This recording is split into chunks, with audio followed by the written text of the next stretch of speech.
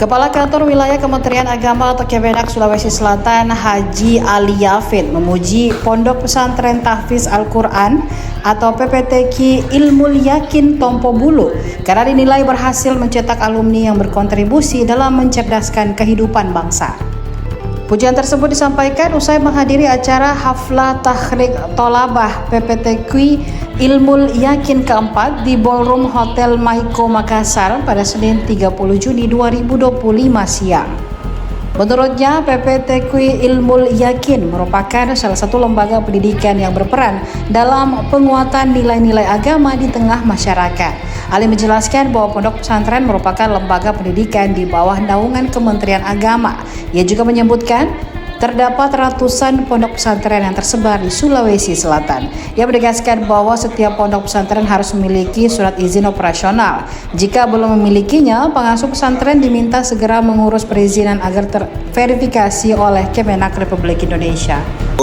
Alhamdulillah pada hari ini baru saja saya menghadiri acara penamatan dan perpisahan Pondok Pesantren Ilmul Yakin Tompo Bulu. Pimpinannya adalah Dr. Kiai Haji Amirul Amri MA. Pondok pesantren itu memang salah satu lembaga di bawah naungan Kementerian Agama. Di Provinsi Selatan ini ada ratusan, bahkan bersama dengan rumah tahfiz itu ada kurang lebih ribuan ya. Nah ini pondok pesantren kita sebetulnya adalah pondok pesantren yang berizin ya.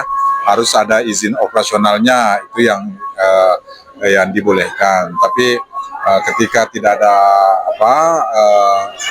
izin operasionalnya harus diusahakan dan harus kita verifikasi. Alhamdulillah Ilmul Yakin ini adalah sudah melaksanakan proses pembelajaran di pesantren ini, dan ini sudah perpisahan atau penamatan yang keempat ya setahu saya.